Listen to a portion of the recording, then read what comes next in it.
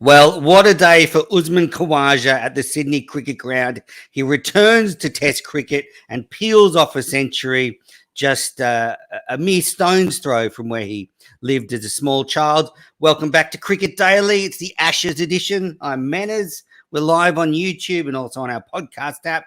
I'm with Paul Dennett. Paul, how are you? What a day. Yeah, you look at the way that Khawaja played, and I remember his debut in 2010. You would have thought that in the intervening years he would have played almost every Test match. I think that he's played about a third of the available Test matches that Australia have had during that period of time. But he looked masterful today. And they were playing some little pre-recorded grabs with him on Channel 7 about his approach to batting and various things, and his calmness is just shining through. I think he's always been a pretty calm guy, but he now just seems to be in the happiest place. I think he said that, his 42nd Test match? Never thought I was going to get a 42nd, and if I don't get a 43rd, then so be it. So he's just loving it. And speaking of that, I think he definitely should get a 43rd. I'd be very disappointed if they didn't pick him for Hobart now. Who do you think they should drop? Do you think Green should go, or do you think Harris should go? No, I'd drop Harris. I think that, look, there's no question that Green's batting has been disappointing so far, but his bowling has been superb. I've actually got that as part of my stat of the day, so I might as well do that now. That Green, albeit hasn't been used overly, in this series, he's taken 7 for 77. So an average of 11, a strike rate of 39, and an economy rate of 1.68. So while his batting has been very disappointing, he's picked up Joe Root a couple of times. I think he's been a key bowler. I just think his potential upside is so much more than that of Marcus Harris. I think Marcus Harris is a decent player, but in this series, he scored 152 runs at an average of about 30. So Khawaja went within 15 runs today of equaling his series total. And I think that, it was a good innings that he played in Melbourne, Harris, but one score of 70 doesn't wipe the slate clean. You don't then have to sort of say, okay, well, he's secured his spot. Let's only look forward. You've still got to look at the total output. And so far, an average of 30, it's not terrible, but it's modest. And I'd again say to the selectors, if your life was on the line, who would you pick in the next Test match, Khawaja or Harris? And it's a no-brainer.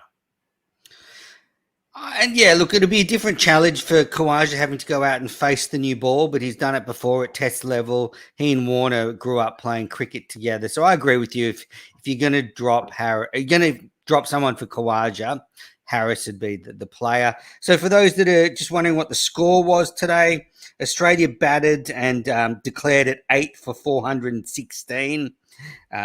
Steve Smith went on to 67 today off 141 deliveries. Usman Khawaja was eventually dismissed for 137.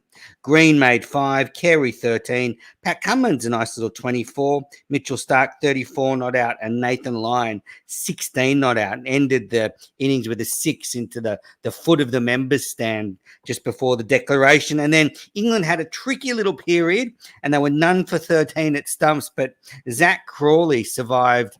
He didn't survive. He edged to first slip and was caught, but it was a no ball, a very tight no ball off Mitchell Starc's bowling. So England survived, but just by a tiny little margin. Once again, the no ball technology wasn't working. And so once again, it was left to the on-field umpires. It's like, how sophisticated is this no ball technology? I mean, surely it's something that the third umpire...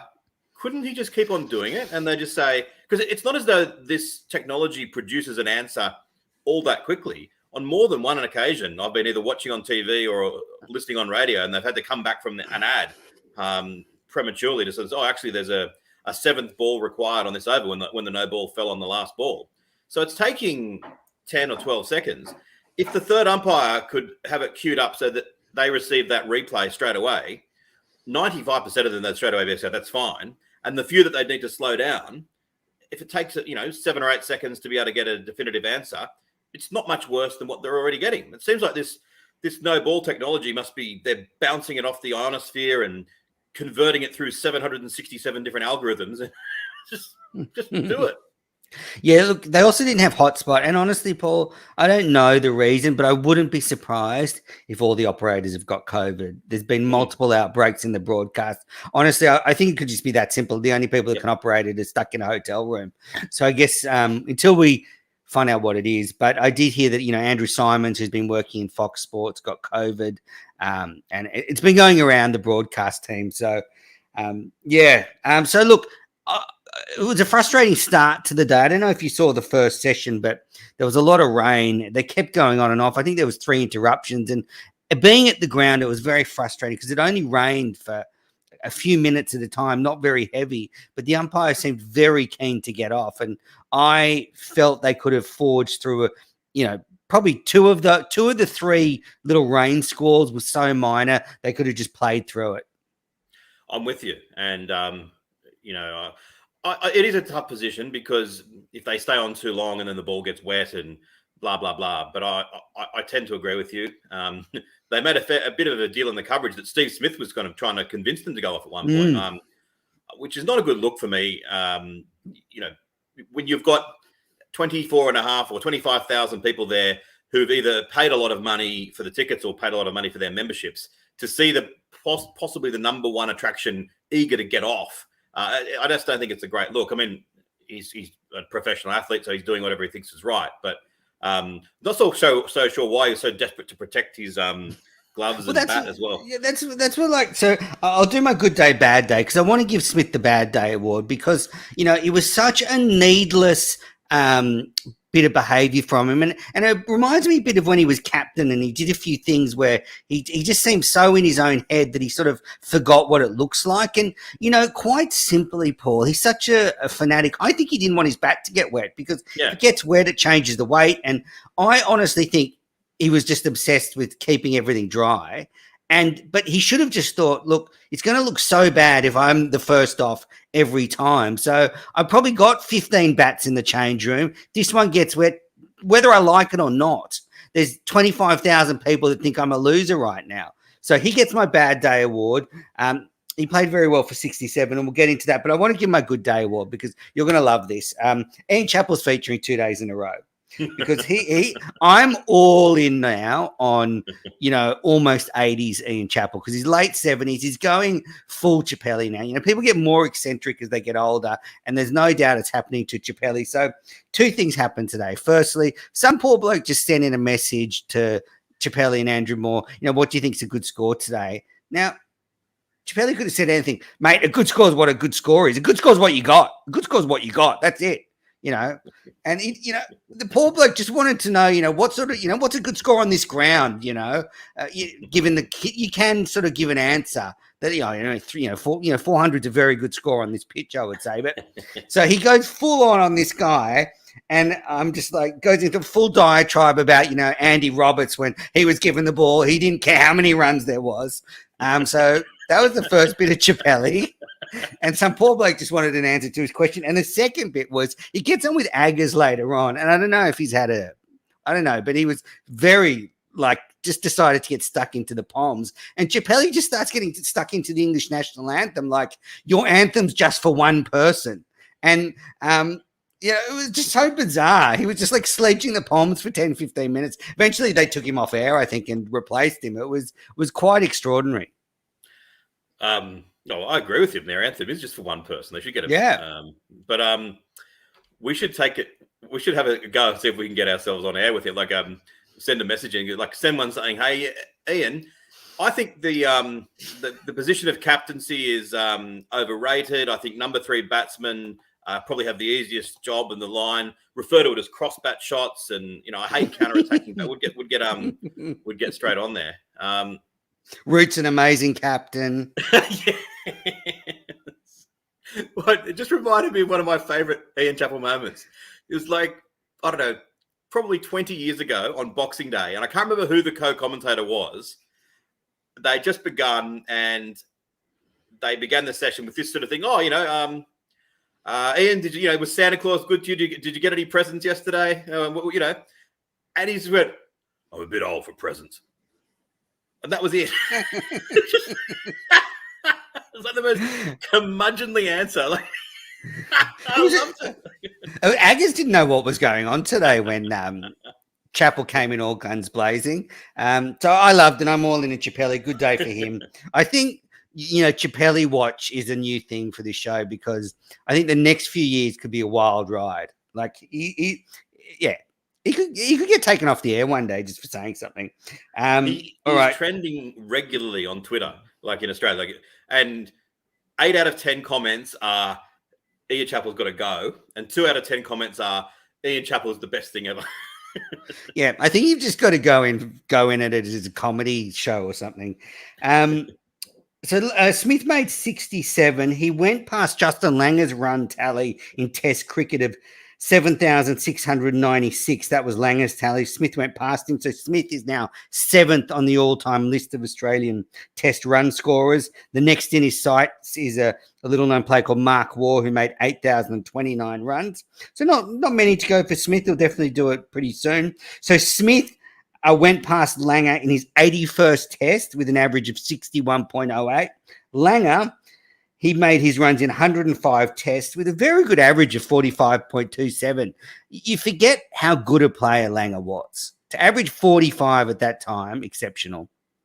That's how I was with Dean Jones. I'd forget how good a player he was. Langer, I actually don't forget. I kind of know that's what he was. But I think Dean Jones and David Boone are a couple that I probably don't give as much credit for as they deserve. But yeah, Langer was a superb player and great coach. And so Smith's gone past him in 24 fewer Test matches. Smith's done that. What else happened? Khawaja was dropped. A pretty simple catch, really. It was just I don't know. We were saying in the press box, like, what was Butler doing? His gloves were nowhere near the edge of the bat, so he had no chance of catching it. So it was Khawaja off Leach, I think, and he just edged it. It ended up flicking Butler's leg and went to first slip, but Butler was nowhere near it. I actually don't think he can concentrate at Test level. Like, I think that's his problem. He's not used to spending hours and hours on the field. Maybe. I don't know. I mean, I can't comment on the wicket-keeping technique other than to say one of my bugbears, which every time I raise it, everyone says, Paul, you're an idiot, is why not stand back 3 meters as if he was a medium pacer and say, if you want to charge me, go for it. He would have caught that nice and simply if he was standing back. Or at least he wouldn't have got in the way of Root catching it. One of the two. Yeah, so that sort of gave Khawaja a chance on 28, and then he just played beautifully. I mean, it was a patient innings. I thought today he and Smith, because of the interruptions in the first session, it was hard for the batters to get going. And I got to say, I was really pissed off in that first session. I was hating cricket for that first 2 hours because just when the batters had started to look good, the umpires had taken them off for no reason. But in that second session and then the rest of the day, really attractive cricket. Smith, a strange dismissal off Broad, who took 5 wickets, just seemed a bit of a nothing shot. It was quite weird that Smith suddenly, before that, he'd shouldered arms to one that was perilously close to being leg before, a bit like he did after he came back after getting hit by Jofra Archer in the 2019 Ashes. It was like, it's like he picked up a concussion, but no one saw it happen, that he was playing a little bit strangely. But yeah, disappointing because this was the innings that everything was a certain century. So to not make it was quite disappointing. And the questions we've had questions on this show, I think, before, and elsewhere, that have we seen the very, very best of his batting, and is he now not quite the absolute juggernaut he was a few years ago? I'm still hoping that's not the case and that he will return to those levels. But it's been a little while now. Was he averaging 30 something in the last 18 months or so? And we haven't seen that sort of run of centuries. He scored 1 against India last summer. I mean, the last time they were here, he scored 3 or 4 centuries against them. And the time before that, probably something the same again. So, he's certainly, you're right, slowing down a bit century-wise at the moment. But I guess he'd tell you that they just haven't played much Test cricket. So I'm really looking forward to seeing what he does on the 3 tours of the subcontinent. I was kind of starting to piece it together today where Khawaja could fit into the lineup. And I was thinking, Smith playing in the subcontinent was a joy to watch. Remember that innings in Poon where he just made that 100 on a minefield? I mean, I can't wait to see him in action again. That was a great. We got dropped 5 times, but you kind of needed to. Like, another player would have been dropped 20 times, getting that many. Yeah, well, I think that for the subcontinent, I think Khawaja should probably be the opener. I think Khawaja and Warner looks a fairly decent sort of opening combination. I don't have much faith in Harris doing much over there. Hopefully he proves me wrong, but I don't know. I'm not sure that he's going to get a chance, to be honest. Yeah. Khawaja certainly given the selector something to think about. So it was his 9th test century. He also went past 3,000 test runs. Now, I'm not a basketball fan. So when Usman Khawaja hit the 3 and he started doing his celebration, and I didn't know it. And there's a history of Khawaja because he did the dab when he scored a century at the SCG against Pakistan a few years ago. So he's known for these celebrations. This celebration that he did today was apparently a LeBron James celebration. Did you know that, Paul? No, but I heard it as well. Yeah. So that's when he was pumping the legs. Apparently, Khawaja said he just does that when he's mucking around with his mates. He loves basketball. And he just did it on the field because he was so emotional. So that was the story behind the celebration. I'm terrified of basketball. I'm terrified of it for cricket in this country. That, I think every young kid, it's just the natural thing to follow basketball with the NBA and the superstars and everything else. And it's a bite-sized chunk of brilliance. Cricket with a 5-day game that they stopped for the rain. It's like, God, we haven't made it easy for ourselves, still having this format that was invented in 1877. So, objectively, I like basketball, but I can never bring myself to like it because I'm so scared of it one day swiping cricket off as the national summer sport. Cricket just might become a short person's game, like for people my height that just cannot play basketball. All great batsmen are short, so it'll just be like, little skitty bowlers bowling to little skitty the little batsman. And what else did Khawaja said a few things after the game. He said that the crowd support was really special and it was noticeable. The crowd was right behind him. They were chanting Uzi. And the point was made, it's not often a New South Welshman that goes to live in and play for Queensland gets that sort of welcome in Sydney. So it was really special. And he said it really touched him, and that, he said he's living the Australian dream and he's so thrilled to be doing that. An immigrant from Pakistan, near where he grew up, making 100. He said it's, the Australian dream, and he's very proud and privileged. Absolutely. I love the crowd support that he always gets. I'm not sure. I mean, it's a nice point to make that, you don't see many people from Sydney go to Queensland and get a good reception. It's just not true, though. Like, in cricket's so different. Yeah, exactly. Yeah. I mean, but Alan Border used to get big cheers down here. Jeff Thompson used to get big cheers. It's a sort of a meaningless but nice point. Wouldn't happen in the Origin. Wouldn't happen in the NRL. I'm getting ready for this winter, so the Blues wouldn't have none of that. A friend of mine said he was almost crying when he saw the Khawaja bring up his 100, and his kids are saying, "What are you? You almost got tears in your eyes." So it's like he is a fan favorite, and I just it'd be so cruel if they dropped him again. I've said before, he's been dropped when it's been a 50-50 call. Surely they've got to err on the side of saying, the bloke that's got 137, give him another go. Interestingly, they've already said before this match that Khawaja will be dropped for head. That's what they've said. So whether they stick to that is another question. I'm not advocating keeping head out. No, but they're saying they're not going to drop Harris. That's what Cummins said. He said Khawaja's in for this game and then he's out.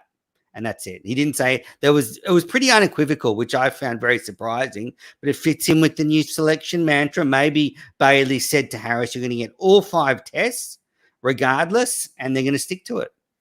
It fits in with their new selection mantra. It doesn't fit in with their actual job description. Their job description is pick the best 11 players to win the test match for Australia.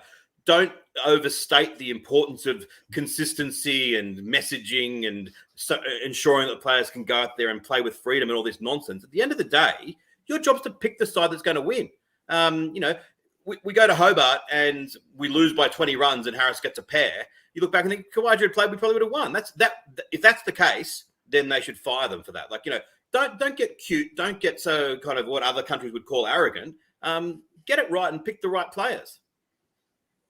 I have to say, I'm kind of on your side. I like some consistency, but I don't think you should ever give someone 5 test matches off the bat. I think that's a bit weird. And I also think as well, you talk about consistency. What does it say to other players? You pick someone, they score a big 100, and then you leave them out for somebody that's really battling at Test level. It does, that would confuse some players.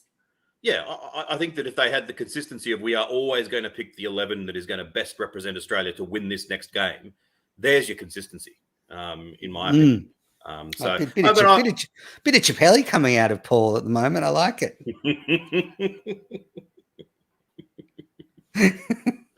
Can I give another Chappelli anecdote? A pointless yes. one? Yeah. He was with a couple of broadcasters ahead of a series in England 15 years ago or something. It might have been a world Champions Trophy or something like that. Anyway, they left the accommodation. He said, "I'm going to find where we're going to have dinner tonight." And the bloke at the counter said, "Oh, there's a restaurant just across the road." And he said, "Good, I'm going there, and I'm going to have dinner there every night of the whole tournament." And the guy said, and the other said, "Well, there's also another one, 200 meters down." So he kind of, "You obviously don't know cricketers very well. A cricketer always eats at the closest restaurant to where he's staying." And he just stormed out and went to that restaurant and went there every single night. And when I read that, I thought, is this some sort of truism of cricketers that I haven't discovered? I didn't know that they're that dogmatic about cutting down on any red tape of walking an extra couple of 100 meters to find restaurants. But I think it again underpins why you're such a great captain. And Richie Beno said the same thing, that the great captains, you'll never find them wondering which lane on the freeway to be in, or whether they should have scrambled eggs or poached eggs. They just go bang, bang, bang. And I think that's what Chappelli does every bit of his life. Like, he's absolutely ruthlessly decisive at all times. It's wonderful. I like it. And just on players going, I think they've taken it one step further now. I think most of the players just get Uber Eats and stay in their hotel room. So, look, Stewart Broad was the other talking point of the day. 5 for 101 after making some pretty strong worded comments in his column. And, he was pretty quietly spoken in the press conference afterwards, but he did say something pretty forthright. He was asked a few times about, not playing the first test and, did the English selectors get it right? And he said, in the end, it doesn't matter what bowlers you play if you're getting bowled out for 140. Yeah. So it was pretty cutting, but I thought interesting. I'm not sure his batters will be too happy with that, but it's true. They should have no complaints. I think they might be okay with it. I sense that Broad's just someone who speaks his mind. And once you get the realization that that's what this guy does, then you probably don't tend to get so offended by it. I think that they're saying that he's got a big future in the commentary box, and I think he's probably okay. I don't mind him. Yeah, both he and Jimmy, I think we'll see or hear and see a lot of in the commentary box over the next few years. Already hear a lot of Jimmy on the BBC, which I quite enjoy. I used to, Jimmy Anderson used to leave a poor taste in my mouth, but, with his podcast and now his radio stuff, I quite like him. I've got a formula joke for you now that I'm required to say contractually. You're not going to hear Jimmy in the commentary box anytime soon because he's going to keep on playing until he's 50. He'll be out here at the next Ashes. Wouldn't actually surprise me if he was. I hope he is. Yeah, he was asked that, I think, today or yesterday before playing. He kind of dismissed it. He didn't completely rule it out, but he said, I doubt it. So at least I think he wants to play till he's 40, like Tom Brady, but hopefully not much longer. What about tomorrow? So, England are, they haven't lost a wicket, which is, a good thing. So what are you expecting tomorrow? I fear for England tomorrow because I think that there's more in this pitch than their bowlers were able to extract. I don't actually think that Cummins and Stark bowled brilliantly in that little short spell tonight. I think that there's a few too many balls that they could leave. I don't think they'll make that same mistake tomorrow. And I just think that whether it's Cummins or Stark or Boland or Green or Lyon, I think Lyon's going to be quite difficult to play on this surface because there's that variable bounce already coming in. And I mean, Joe Root was, got Carey out and looked like there was a little bit there. So I think it's the sort of pitch that might really suit Lyon. So, we always say for the series' sake, it'd be great if England. I'd love it if England could finish the day at 3 for 300. But my tip is that we'll see Australia batting tomorrow. Yeah, I'll answer that. I'll continue. But just for those, we're going to get to the questions in a sec. So, got any questions? Throw them in the chat at the moment. So, yeah, I've been thinking a lot about this pitch. Every year we spend hours just musing about the SCG test pitch. And I actually feel this one looks underprepared because there's a bit of a variable bounce. There's a lot of grass on it. It's moving. It's actually seemed a bit quicker today than yesterday, so it's dried a bit. It just feels to me a pitch that's slightly underprepared. Like, I don't actually think the groundsman knows what a good wicket at the SCG is for a test match, because when you said that on Sheffield Shield coverage, you got a phone call relating to that a few years ago. Yeah, so for those who aren't aware, I was commentating on the Sheffield Shield a few years ago, and I don't think we were particularly biting about the pitch, but it was slow shithouse. It was a shithouse wicket, and we didn't say that, but we called into question, was it prepared enough? We were actually having a thoughtful conversation, and the bloody groundsman was like getting hold of the media. He wanted to come up and have a chat with me, which is great for me. I mean, this is a dream. I love upsetting people. So, I hope he's watching now, the dickhead, and we can continue the conversation. But so I don't actually think he knows how to make a good wicket. Do you see where I'm coming from? It's either too slow, it's too flat. Today, this one's underprepared, which is good actually for spectators. And you're right, it might be a bit spicy tomorrow.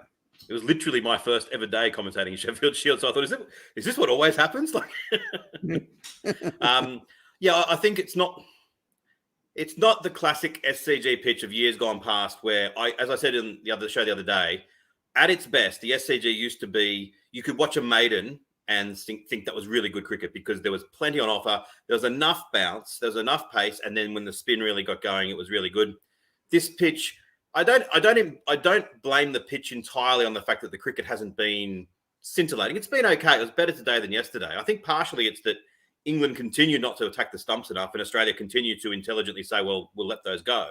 And I think the cricket will liven up when the Australian bowlers will attack the stumps a little bit more. But that all being said, it's not as good a Sydney cricket ground pitch as I would like to see, and I'm a bit disappointed with it.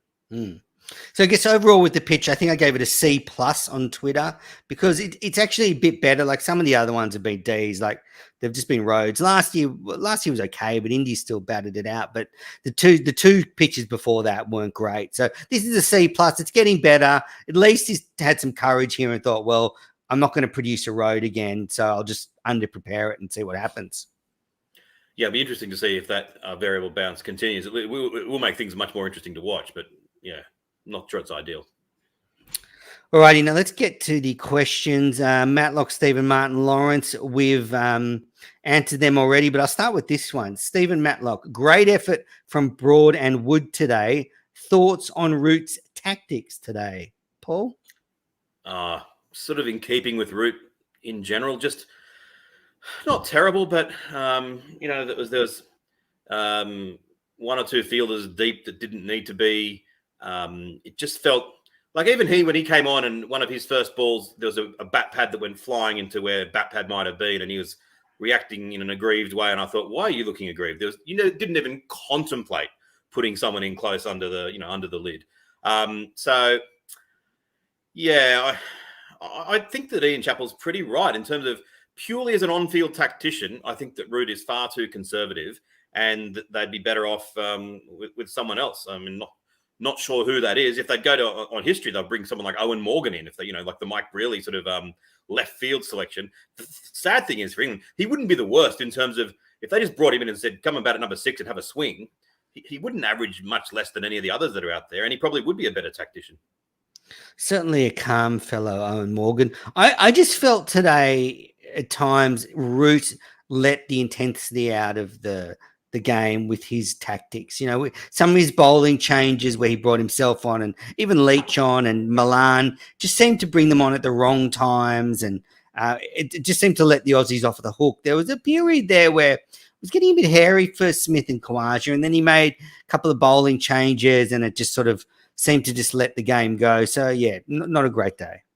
I didn't think that period where Stokes was bowling short was that good either. The commentators were saying, they're in the game and they're looking a little bit awkward here, and they were. But I was just watching the thing. I just don't think he's going to pick up a wicket. I still think that there would have been better tactics than that. I think that's a tactic you try when the opposition's a little bit further gone than they were. Agree. Martin Lawrence. Didn't Ian Chappell almost get sacked from 9 for swearing, or is that a myth? He did it twice. First time was in the Wide World of Sports with Mike Gibson, and he didn't realise that his microphone was on, and they'd cut to a package of stuff, and a guy on a sort of a boat went cartwheeling over, and apparently Ian Chappell said, "Jesus effing Christ, did you see that?" And Kerry Packer apparently hauled him into his office and said, "The only reason I'm not sacking you is you didn't do it deliberately." And then I was watching in 1993 when Richie Benaud wasn't the host because he was doing it for the BBC, and Ian Chappell was kind of the host. And they came back after the tea break. It's around about 12:40 in the morning. I'm watching it alone as a 16-year-old, and Ian Chappell didn't know he was back on air, and he's sitting there, and it comes back, and you hear Ian Chappell saying, "I can't hear an effing thing without ground announcer." And I was like, this is the greatest moment of my life. It was fantastic. So, yeah, those are the two times that he did it. But, in a 40-year career, you're going to do it a couple of times, surely. All right. Rohan Arahan, why don't Australia play amongst itself? Such a one-sided affair. I mean, we did that in the mid-90s, Australia v. Australia A. Yeah. Paul, your comment? My comment is that for the sake of world cricket, we probably should have two sides. And yes, I know India beat Australia on the last two times they've been here, but other than that, and our record against every single test playing nation is very much in our favour. We've won more World Cups than anyone else as well. Maybe we should put all 6 states that become test playing nations to the inverse of the West Indies. And suddenly New South Wales gets test status and away they go. Well, New South Wales could definitely handle test status. It'd probably be the best team in the world. Have no Victorians to deal with. Jay Dutcher, interesting discussion on Fox commentary today about a combined Ashes team. If I remember right, Warne said only player that would make it from England would be Root, maybe Anderson as the 11th. It's interesting, but thinking about it, who else would come in apart from Root? Harris is the only one that's not going to make a combined team, but which England opener would you pick over him? You'd probably have Khawaja opening. So I think Warne's spot on there. Definitely from the batting side of things. And then I suppose from the bowling side of things, you'd probably pick someone like Robinson in an extended squad. But if you're picking your best 11, I don't even think I'd pick Anderson. I think it would be Root and 10 Australians. In Australian conditions. If it was in English conditions, then maybe Wokes or someone would come in. Yeah, agree. All right, Dacey O'Donnell, thoughts on Cam Green? Some saying that Oz should stick with him because he's a young, talented player, but I wonder if he'd benefit from a short stint out of the team to work on his technique. Paul? As I said, his bowling's been wonderful. And so on that alone, I'd like to keep him in the side. I mean, in the early days, Steve Waugh kept in the side from bowling more so than batting, and his bowling was never going to be as good as the upside potential that Cam Green has. I'll leave the discussion about his technique to experts like Ponting and Menners. But in terms of my thought, I think he just needs to change his mindset that if you're going to go out there and just defend every single ball, it's very hard to score runs that way. I would love it if they just said to him, listen, mate, you're taking some wickets, go out there and play it like it's a 50-over game. Don't slog. But if the ball's there to be hit, give it a big thump. And I think that's the best way he should be playing. Yeah, well, I think he could benefit from a spell away to work on his batting, but that doesn't necessarily mean it can't be done at test level.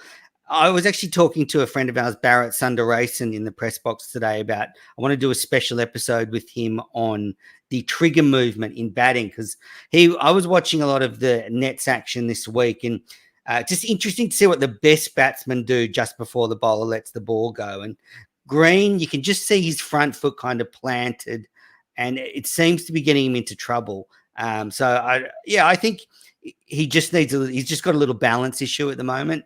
But yeah, I want to do a movement because, for example, Smith and Labuschagne have exactly the same trigger movement. A lot of the best batsmen do, but Green's is different. So I wonder if he's going to need to adjust that because the thing is, a lot of players can get away with this stuff at shield level because the bowling isn't as good. But as soon as you get to test level, every ball is testing your technique against a good side. And we're seeing even against this England side, that's not a great touring side, they've still tested Green's technique. The experience of a lot of these bowlers has actually exposed a weakness. I just want to put this question up from Joey Kazina. Waiting for Warne to say, can we honestly start thinking of placing a roof on top of the SCG? I've got two things to say on that.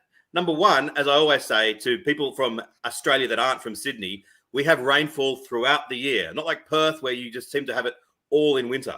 So Sydney, it's lovely all year round. We get a little bit of rain and then a bit of sunshine.